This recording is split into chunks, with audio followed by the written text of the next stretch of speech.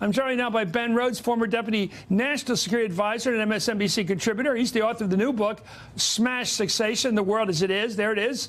Betsy Woodruff's a reporter with the Daily Beast, also an MSNBC contributor. David Jolly's a former Republican congressman from Florida. Now he is known as a former Republican congressman. Thank you, David Jolly. I want you to explain the politics, because you're a Republican. It's hanging on you. Explain this. First to Ben. You know this whole issue of our relations with the European allies. Those were the home team. Yeah. They were the allies. They're fun. Going to Europe. When Jack Kennedy went to France with Jacqueline Kennedy, it was a smash. It was all about glamour, and we loved to go, and he loves us. Why is this guy dumping on the European allies we've had for a decade, for a century, in the case of the British and the French? Why is he dumping on them to make them look more likable, more embraceable by Putin?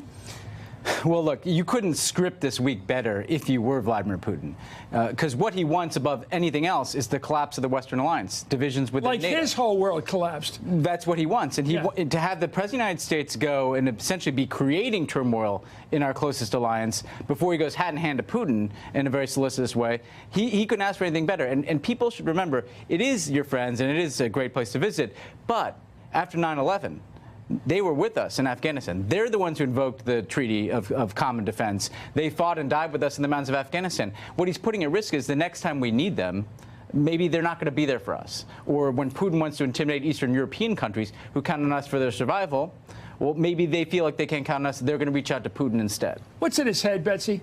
Seriously, you're laughing, but I asked somebody what's in Trump's head, and people laugh. But what is it? What's in his head is an extreme antipathy towards any sort of multilateral or international alliances, to essentially towards the new world order post-World War II. Any of these institutions, NATO, the World Trade Organization, NAFTA, the institutions that have held together the West. Why does he hate them? It's a good question. I'm not sure I have a simple answer to that. What's his psychobabble here? I mean, not a psycho. What's his brain? Well, number one, is it he doesn't play well with others? Is it he doesn't like contemporaries, equals? He's resented like the institutions that he feels that he's not a part of, and frankly, he's always had more affinity for these strongmen types. You know, Putin. We saw with Kim Jong-un. He had better things to say about Kim Jong-un than he does with the Prime Minister. It's also the Buchananite strain of conservatism that's always played kind of second fiddle in the Republican Party, going back a couple of decades. There's always been this sense of America first, isolation. Yeah, but it's never taken over the party, but with Trump it has. Pat, my friend's defense on this one narrow defense, he is a defender of the West. He does know that the Western civilization has been a pretty good deal, generally speaking. Trump isn't defending Western civilization. He's going over to the East. It's the America first mindset of sort of seeing America's interests as not necessarily overlapping with Europe's. Well, as I said, Trump is set to meet one-on-one with Vladimir Putin in Helsinki with only translators present. That has had people worried, but no aides around to sort of caution him. As the New York Times reports today, Mr. Trump's advisors concede they cannot be certain of what he will choose to say or do in those closed circumstances. And that prospect has alarmed Senate Minority Leader Chuck Schumer, who warned today that Trump shouldn't be alone or let him be alone with Putin.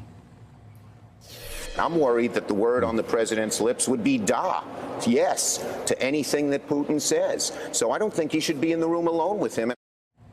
David, this is obviously a partisan Democrat saying he's concerned, but I don't think that's just with him. What's the fear, when you think about it, of Trump? You know, they used to say when Trump went to Reykjavik with Gorbachev, oh, my God, he wants to get rid of nuclear weapons. Well, that wasn't the worst thing in the world to do, but he was talking big time. Is Trump going to cut a grand scheme with him, some grand alliance where the North of both hemispheres goes to war with the South and puts Syria together and somehow reconciles people with Syria and keeps Israel safe? What is it, a grand deal he's up to? I think that's giving Donald Trump a lot more credit than he's capable of. I think what Schumer is speaking to is a suspicion of many that this is a president with a historic level of profound ignorance on the world stage. And to Betsy's and Ben's point, he is suspicious of multilateral engagements, but he sees strength in dealing with strongmen of world leaders like Putin and Kim. And frankly, he's intimidated by a NATO alliance. And so he's willing to sacrifice and flirt with 70 years of a freedom alliance and not understand fully the consequences of whether or not Article 5 is even on the table or not. Recall that he flirted with that during the campaign and walked it back. This is the concern. Listen, he is projecting profound weakness on the world stage. We are conflating bluster with strength. The fact is our greatest allies are begging for his leadership, and he's not showing it. Yet at the same time, he is caving to our adversaries. That is the concern that Chuck Schumer was speaking to. Well, you were talking, David. You couldn't see it, but there was Trump getting off the plane with his classic sort of presentation look. Coat open, wide open, white shirt showing, a tie tied so it shows ridiculously low the belt. Is that part of the swagger? Is this, I'm serious, is this the presentation? Chris. Yes. Chris, this is a president of the United States that could not compete with his own peers at the G7, so he walked away in a fit.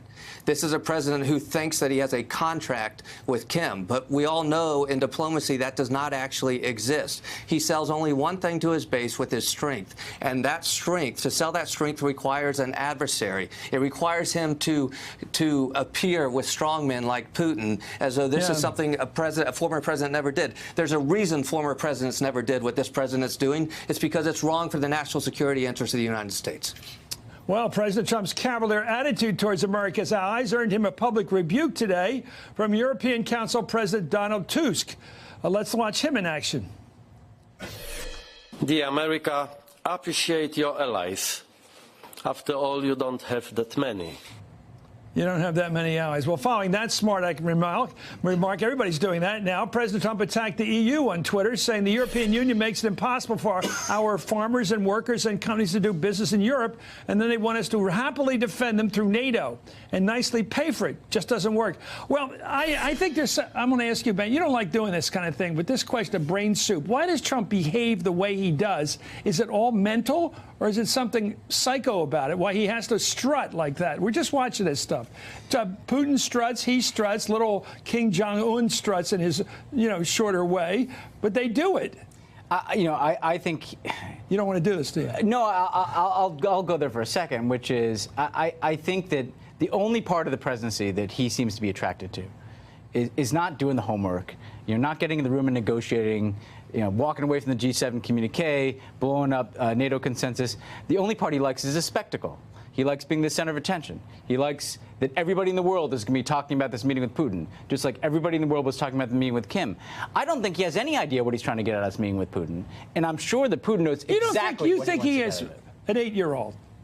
I think he likes to be the center of attention. Like an 8-year-old. Throw the blocks around. So don't play with the other kids who are supposed to be playing with. Eyes on me here. And could he even, I don't think he could articulate to you, you're trying, understandably, to say, like, well, is it about Syria? I do think there's some kind of grand plan. There must be. I don't think so. Putin has a grand plan, and we're watching Putin's grand plan play out. It started in our election, and it's continued. Destroy the West. Bring it down to his lousy level. You've got the President of the United States, who's vacated the role of Betsy, well, I can't tell from your eyes whether you think it's. Do you think Trump has in the mind of his that he'd share with maybe one or two other people an idea that, I think I can break open this old rift between the East and the West. I think I can make it a North-South fight. If I can get Putin on my side, we can settle things in the Middle East and along that whole soft underbelly of the old Soviet Union. I can work things out down there. The Middle East is really the key question here, because one of the most important issues that Trump and Putin should talk about is what the heck is going on in Syria, how that conflict is supposed to be managed. That's an issue where U.S. soldiers' lives are actually in danger, where the allies that we work with face off against Russian proxy forces. It's very much a hot conflict. And Trump and his administration broadly, too, not just Trump himself, but also the people around him, have yet to lay out a clear, cogent strategy for what that conflict is supposed to look like. I think Betsy's right. Let me go back to David. I think they're going to get together, and the man, and there's two men here, the one with a plan will win. Now, who you think? Do you agree with Ben that it was the Russians have a plan? We don't. Putin will win. Chris, Donald Trump is cagey but ignorant, and we will end this week as a weaker nation, not a stronger nation. Do you believe how we talk now? You're talking about the President of the United States. You just casually say ignorant. You really mean that in a robust sense. He doesn't know what he's talking about. And I'm careful with the word. I don't like the word. I really don't like the word. He's cagey, and maybe he's a brilliant negotiator. He operates in chaos, and he's good at that. But when it comes to profound matters of policy, particularly on national security, he is historically ignorant, and we are wrestling with that as a country to follow a president down this path that is abandoning over 70 years of a freedom alliance and embracing dictators that are adverse to our national security interests. That is the president today. Do you mean to say, I want to take a half minute here, that he profoundly doesn't understand what the Marshall Plan did, where we restored the trade relations in Europe so they could rebuild themselves, where we were able to forge an alliance that was so scary to the Soviet Union they had to back off. Chris, and he look doesn't at his understand language. the power of that history. He doesn't get that. No, he doesn't. No, nor does he understand how it actually operates. Look at his language around suggesting that our NATO allies have to contribute more. It is not a fund that they are contributing to. It is a GDP goal where, yes, he is correct that only 5 of 29 countries actually reach that goal. But it is not about them contributing more to a fund that would actually reduce our requirement to protect freedom as well. He either fundamentally does not understand it, he is fundamentally ignorant, or he is misleading the American people. They can make a decision which it is. I think you made the point. Thank you, Ben Rhodes. Thank you, Betsy. Betsy Woodruff. Thank you. In fact, you, former Congressman David Jolly. You're all great tonight. Hey there, I'm Chris Hayes from MSNBC. Thanks for watching MSNBC on YouTube. If you want to keep up to date with the videos we're putting out, you can click subscribe just below me, or click over on this list to see lots of other great videos.